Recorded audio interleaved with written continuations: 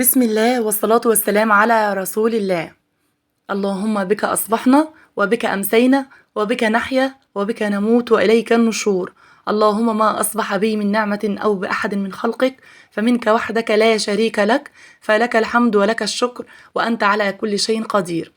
في البداية حبايب قلبي أحب أرحب بكل اللي اشترك جديد في قناتي. أهلا وسهلا بكم، نورتوني وعلى دماغي من فوق. ربنا يرضيكم يا رب العالمين ويفرح قلوبكم إن شاء الله. ان شاء الله كده عيلتنا تكبر، وان شاء الله كده كل يوم عيلتنا ما شاء الله بتزيد، سواء كان 1 2 3 على حسب بقى المشتركين ما بيدخلوا. عندي يقين بالله ان باذن الله كده هنوصل وقناتي هتكبر باذن الله، وده يعني مش حاجه كبيره على ربنا سبحانه وتعالى. ويلا بقى زي ما شاركت معاكم بقى اللقطه الحلوه اللي انتوا بتحبوها، ان انا خلاص كده طلعت فرح على المدرسه. بس الكلام دوت كان من نص ساعه او ساعه الا حاجه. لكن بقى افتكرت ان انا لسه ما سقيتش الصباره بتاعتي، وحبيت اشارك معاكم الاجواء بتاعه الصباح كده والشارع كده وهو العيال رايحين المدرسه.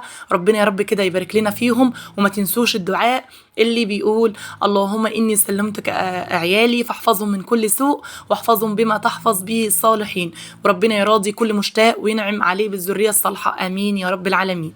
بعد ما خلصنا بقى اللقطة دي وطلعنا فروح على المدرسة، ربنا يحفظها لي ويحفظ لكم أولادكم جميعا، دخلت بقى قلت إيه، يعني انا اختكم النهارده في كامل الارهاق. والله العظيم عايزه اقول لكم بجد، لا نمت ولا شفت النوم النهارده غير ساعه ساعتين طول الليل كله، وامبارح كمان كنت صاحيه بدري ومطبقه.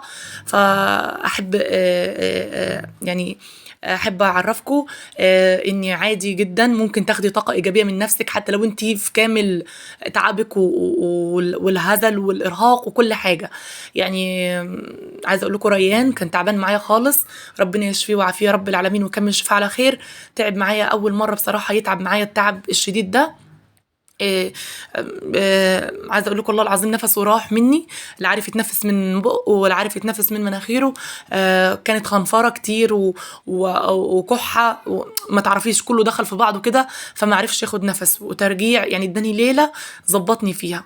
فاتمنى من كل اللي يسمعني يدعي له بالشفاء ان شاء الله، ربنا يكمل الشفاء على خير، لان الدكتوره طالبه منه عمليه اللحميه، وانا بصراحه خايفه لان موضوع السكر والكبد والكلام دوت عنده. انا مش قادره اخد الخطوه، فادعوا لي بالله عليكم ربنا يشفيه ويعافيه يا رب العالمين. فالمهم رغم بقى كل الظروف وكل الحاجات دي، انا حبيت بقى ادلع نفسي بكوبايه نسكافيه، وبعد كده قلت ايه اما ادلع نفسي تاني، سرقت حته شوكولاتايه من العيال وهزايه، وقلت يلا يا بنت نوره كده ارمي الدنيا ورا ظهرك وتعالي نعمل مع بعض شويه بصاره من اللي قلبك يحبهم. والله يعني شويه بصاره زي ما قال الكتاب. النهارده هعرفكم طريقه للبصاره يعني بصوا هتدعوا لي عليها والله العظيم. وهقول لكم ايه التركايه اللي النهارده انا استخدمتها وادتني طعم خرافي كاني باكل لحمه. والله العظيم. يعني بصوا هقول لكم الحله بتاعتي كده على النار، وبعد كده جبت بصلايه حلوه كده فيها معلقتين سمنه، وشوحت البصلايه، نص معلقه كبيره من الثوم، وبعد كده جبت الفول المدشوش بتاعنا بتجيبيه من العطار، جبت نص كيلو غسلته غسله نظيفه وهنزل بيه على البصل. طيب انت يا نور هتعملي ايه؟ هعمل لكم النهارده يعني طبق بصاره، اقسم بالله يعني لازم تعملوا الحركه دي. تمام. من كام يوم او يومين تقريبا كنت منزله وصفه ممبار، اللي ما شافش الفيديو يا ريت يدخل القناه عندي ويتفرج على الفيديو دوت، هتستفادوا قوي. تمام. فانتوا عارفين حبايب قلبي، بعد ما بتطلعي وتصفي الممبار بتسيبي شوربه. الشوربه دي عايزه اقول لك كنز، اقسم بالله كنز، اوعي ترميها. تمام. ليه؟ لانها بتكون منزله كل البهاريز اللي في الممبار، سواء كانت بقى خضره، سواء كانت الصلصه، التسبيكه، البهارات اللي انت حطاها في حشوه الممبار، الدهن بتاع الممبار، كل الشوربه دي حافظي عليها وحطها في الفريزر. طيب ايه دخل ده يا نوره في علاقته، يعني ايه علاقته بالبصار النهارده؟ ما انا هقول لكم، بس اصبروا عليا اصبروا. فانا بقى عملت ايه؟ بعد ما طلعت الممبار وصفيت الشوربه، اخدت الشوربه بقى فضلت خيركم، حطيتها في كيس ثلاجه وحطيتها بينا بقى على الفريزر. فانا بقى فكرت قلت طيب فيها رز ومش هينفع طبعا اسقي بيها المحشي. فكرت قلت لما يكون في طبيخ مثلا معايا زي كده عايزه تسقي شوربه، وفي نفس الوقت انا هضربه في الخلاط بصاره، فول على ويكا، عدس على ويكا، الكلام ده الحاجات الشعبيه بتاعتنا دي. فانا قلت بقى ايه النهارده هدلع البصاره بتاعتي واحط بقى ايه، شايفين الشوربه اهو، دي الشوربه دي بقى يا جماعه بتاعت الممبار، والله العظيم. وهو الكيسه دي برضو كانت بتاع ممبار تاني. تمام.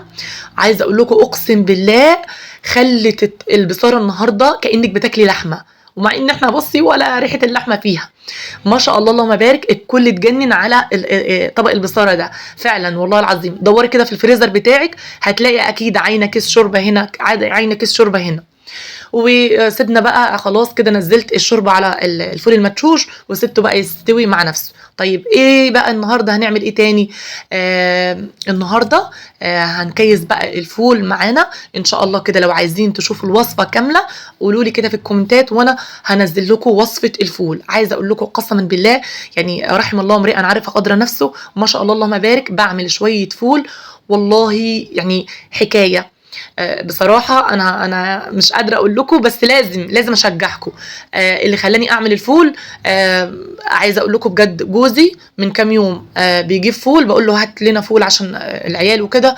والله العظيم يا بنات والله احمد بيفتح الفول، فبعد ما خلاص حطيت له بقى الثوم والكلام دوت، بعمل طبق فول كده حلو، قلت ادلعه يوم الجمعه بنفطر، فلاقي احمد لقى سوسه قد كده. يا لهوي على اللي حصل، معدتي قلبت واحمد معدته قلبت والدنيا كانت بايظه.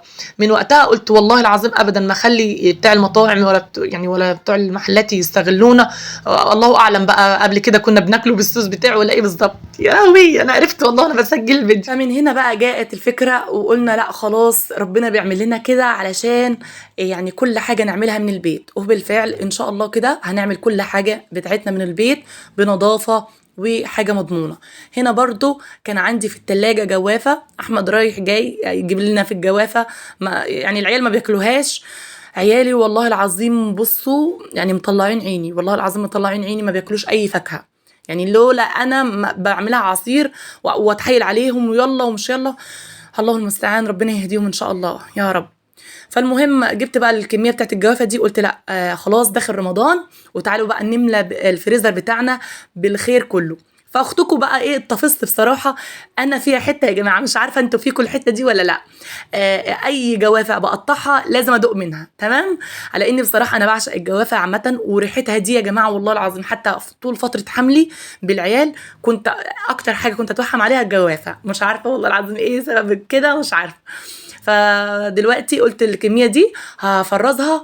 وطبعا انتوا عارفين الجوافه طبعا ما شاء الله يعني مصدر، يعني مهما هتكلم عليها مش هوفيها. فيتامين ج وفيتامين سي وحاجات كتيره وبروتين والياف، حاجات كتيره قوي. فانا بقى فرزت الكميه دي، ويلا تعالوا بقى مع بعض نحطهم في الفريزر.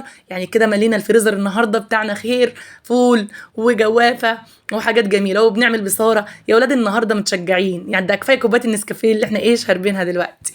عايزه اقول لك اسعدي نفسك بنفسك، ما تنتظريش سعاده من اي حد، حتى لو الحد دوت يعني قريب قوي من قلبك.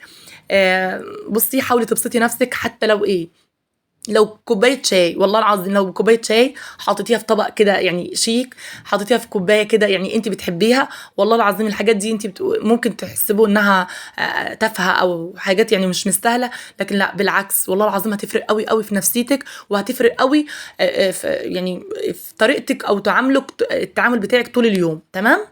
فهنا بقى يا حبايبي قلت ايه، الرخامه بتاعتي كده شكلها مش لطيف او مجير، فقلت اما اديها دعكه حلوه واشيل بقى كل الديكورات اللي عليها.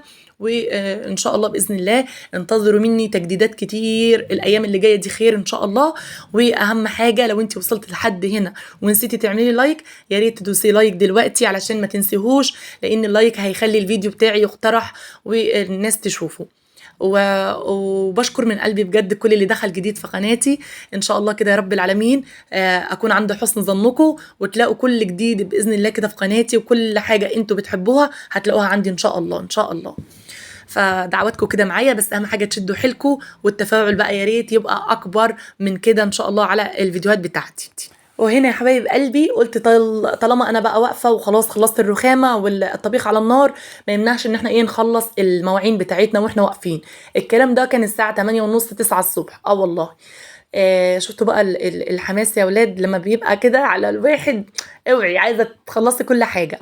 فهنا بقى جبت سبونشة جديدة وهوريكم انه يعني حاولي انك انت لما تكوني جايبه كذا نوع من السبونشات تخصصي لكل حاجه واحده. تمام. يعني انا هنا الاول كنت مستخدمه بتاعه المواعين، فحسيت اني خلاص كده يعني زي ما تقولوا مثلا دبلت مش عارفه ايه، فقلت لا خلاص دي خليها للرخامه. انا بحب نوعيه السبونشات دي قوي يا جماعه، والله العظيم ما شاء الله بترغي حلو معايا. حتى لو انت مش حاطه مسحوق كويس او مسحوق كتير في المواعين. تمام. فانا هنا بقى خليت واحده للرخامه وهتشوفوا دلوقتي، وخليت واحده جديده دي اهو طلعتها قدامكم للمواعين. تمام. فهنا بقى قلت اما اخلص الحوض كله بحيث ان انا ايه لما على بال ما يستوي الطبيخ اكون انا خلصت ايه كميه المواعين دي كلها، والمطبخ بتاعي يبقى نظيف وزي الفل. صلوا على رسول الله كتير. اللهم صل وسلم وبارك على سيدنا محمد وعلى اله وصحبه اجمعين. هنا بقى برضو عايزه اعرفكم الازايز دي يا جماعه حاولوا من كل وقت للتاني، يعني من مثلا كل 3 4 ايام تغسليها غسله نظيفه كده. طيب انت بتغسليها ازاي؟ انا بجيب حته سلكه صغيره وبجيب اي حاجه طويله كده سواء كانت معلقه كبشه اي حاجه تخش كده فيها وبغسلها بالسلكه. طبعا ايدي مش هتخش فانا بحرك بالمعلقه بتاعتي الكبيره. تمام. وبعقمها برضو لاني الازاز اللي زي كده انت طالما ما بتغسليهاش على طول بتعمل زي حاجه كده لزجه كده جوه انتوا عارفين، او ممكن تعمل رواسب وبكتيريا وحاجات وحشه لا قدر الله. هنا برضو ما تنسيش وانت بتغسلي المواعين بتاعتك تلمعي الخلاط بتاع الحوض، لاني يعني بصوا نظافه المطبخ ونظافه الحوض بصراحه من الخلاط نفسه. انا بحس ان الخلاط بتاع الحنفيه لو ما كانش نظيف ومتلمع كده يبقى فيه حاجه كده غلط في المطبخ. وهنا بقى خلاص دي كانت السبونشة انا مخصصاها للرخامه بقى وللحوض. وهو يا جماعه بغسلها كده غسله كويس. وطبعا ما تنسيش تعقمي الخل برضو يا بنات، يعني عايزه اقول لكم ما شاء الله بيعقم حلو وفي نفس الوقت حاجه على قد الايد في ظل الظروف اللي احنا فيها دي. فبصراحه الخل انا على طول كده في ايدي ما بسيبهوش، بعد ما اخلص كده تنظيف حواليا بجيب كده ازازه الخل وارش كده بيها يعني سقسقه كده بسيط وامشي بيها كده في فوطه نظيفه. وده كان الشكل النهائي بتاع المطبخ او بتاع الحوض. ايه رايكم بقى؟ استاهل كام لايك؟ يا ريت اللي نسي اللايك دلوقتي يا ريت تدوسي لايك علشان الفيديو اقترح وغيرك يشوفه من المتابعين. طيب تاني حاجة او انا مش عارفة بقى وصلنا لكام تركاية كده في المطبخ، انتوا بقى عدوا ورايا. هنا بقى اهم حاجة بصراحة بتحسسني بالنظافة برضو في المطبخ، بجيب طبق بلاستيك وبملاه مية سخنة، وبعد كده يا جماعة بجيب اي مسحوق عندي وشوية خل وبمسك الفوط كلها بتاعت المطبخ اديها بقى غسلة نظيفة وانقعها. خلاص على اخر اليوم باجي بقى ايه يعني ادعكهم كده دعكه حلوه وانشرهم. وما تنسيش تعملي كده لان اي فوطه من المطبخ انت بتستخدميها بتكون شايله بكتيريا يعني رواسب الدنيا دهون يعني مطرح مثلا ما بتمسحي اي حاجه فبتكون الفوطه مشبعه كده ايه بالدهون والرواسب. مش عارفه الواحد عنده مشكله في حرف الراء ولا ايه ما علينا. المهم بقى طيب خلاص كده احنا بعد ما يعني خلينا الفول المدشوش يستوي كده في الشوربه بتاعه الممبار. وطبعا زي ما انتم شفتوا كده التكنيك اللي احنا عملنا بيها البصاره النهارده. دلوقتي بقى ضفت الخضره كانت عباره عن شبت كزبره بقدونس. طبعا الخضره دلوقتي بقت غاليه خالص والله المستعان. يلا الحمد لله ربنا يعيننا على الغلاء والوباء اللي احنا فيه ده. طبعا طالما فيها بصاره يبقى ما تنسوش التحابيش بقى يا جماعه. ايه التحابيش بقى؟ جبنا بقى بتنجانيتين رومي كده حلوين.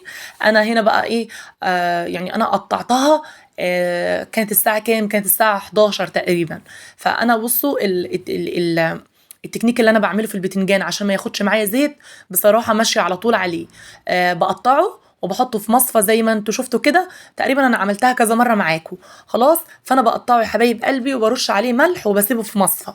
عايزه اقول لكم بجد بينزل كل الميه بتاعته اللي بتخليه يشرب زيت كتير. فانت بقى لما بتعملي الحركه دي بتسيبيه ينزل الميه بتاعته فبالتالي بقى ما بيشربش معاكي زيت نهائي. والله العظيم اساليني انا يعني كميه الزيت اللي انت هتحطيها تقليها بيه هتبقى زي ما هي وهتقولي نوره ما تعرفش حاجه. فالمهم بقى ايه طبعا طالما فيها بصاره برضو ايه اهم توابل بقى النهارده الراعي الرسمي بتاعنا النهارده الكزبره الناشفه. فعلا الكزبره الناشفه دي سحر، سبحان الله. في توابل كده بتليق على الاطعم، يعني لو استبدلتيها باي حاجه تانية ما تحسيش انك انت بتاكلي الحاجه هي. تمام. فهنا خلاص يا حبايبي، كانت خلاص كده الساعه 1، فالاكل قصدي الطبيخ برد. وبعد كده قلت ايه، قلت اما اجي اضربه في الخلاط، علشان برضو ما تضربوش الاكل بتاعكم وهو سخن، علشان برضو الخلاط بتاعكم تحافظوا عليه. انتوا عارفين الاجهزه الكهربائيه دلوقتي بقت معديه. فهنا بقى خلاص الفول المدشوش استوى والخضره وكل حاجه يعني. فباقي ايه بقى، باقي نضربه في الخلاط. ما تنسوش ولا تزهقوا من الفيديو، استنوا اهم حاجه دلوقتي واهم اضافه اللي هتخلي البصاره معانا جميله وطعم يعني لا يقاوم. هنا بقى هخلط الكميه كلها اهو زي ما انتوا شفتوا. صلوا على رسول الله، بنية تفريج الكروب، بنية نصرة المظلوم، بنية اللهم صل وسلم وبارك على سيدنا محمد، بنية كل حاجة حلوة وبنية كل أمنية متعلقة أو متأخرة. ربنا يراضيكم ويراضي قلوبكم يا رب العالمين. اهو يا حبايبي دي كانت الكمية كلها اهوت. وانا دلوقتي هنقلها تاني في الحلة وهشغل عليها النار اهو، شايفين؟ طيب ايه بقى يا نور المكون اللي هيخلي البصاره معانا بصاره؟ ايه هي؟ الملوخيه الناشفه. الملوخيه الناشفه بتجيبي بقى، بصوا انا هستخدم كام معلقه دي كده 3 معالق، فانا قلت اما اشوفهم علشان برضو الملوخيه ما تكترش. تمام.